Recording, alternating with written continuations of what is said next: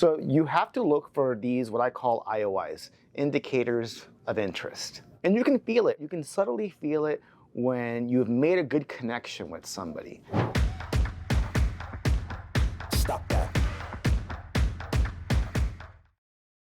Indicators of interest, IOIs. It's funny because that happens in the dating game too. Everything I talk about, it's so funny because I read this book called The Game by Neil Strauss because I wanted to learn how to pick up girls. And it really helped, believe me, A Beautiful Wife. But everything that I learned in that book, believe me, I needed to learn it. Everything that I learned in that book is completely applicable to this business because this business is not about selling. They already want to buy a house. The question always is, are they going to buy it from you? So ultimately, it's about building that connection.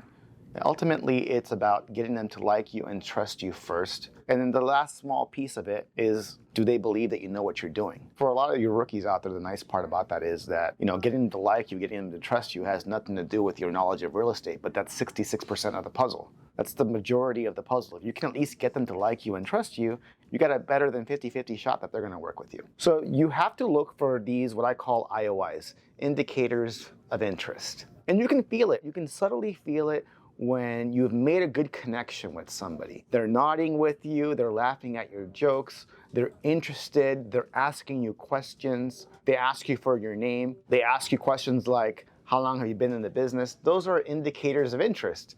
They're interested. Those should be signals in your head that's like, hey, this is going in the right direction. And at that point, if time permits, you can ask them, hey, when's a good time that we should continue this conversation? Or when's a good time if you want to go for the next step already? If it's so good, you've had a good time talking to them, like, hey, when's a good time that we can meet in the office? I like to really sit down with you and go over step by step, the process. And I also want to get to know more about what it is that you're looking for so we're on the same page. I want to kind of go over the entire process step by step with you.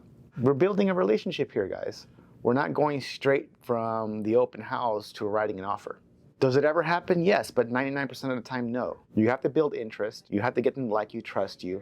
Watch out for those indicators of interest, and then basically go for one or two things. If you're at an open house, you might not have the time for it, so you're like, how can we continue this another time? And let them respond. They'll tell you how you should get in touch with them. Or if you've been talking to them for a bit, it's like, hey, we should get together at my office. Something a little bit more formal, right? It's like dating. You met each other at the bar, but now we're looking for the date. So like the open house is like the bar, but now we want the more official date. So, hey, when can we get together? That's the next step. And why would you want to go on a date? So that you get to know each other better. We're not going to go hook up yet. We're going to get to know each other better. We're not going to go write an offer yet. We're going to get to know each other better. Step-by-step process, guys. Comfort building. Build that relationship as you move along. And if you do it right, you'll notice that you won't get any of those weird objections like, I already got an agent, I'm just looking, maybe the market's not right, I'll wait till the prices go back down, I'll wait till the interest rates go back down.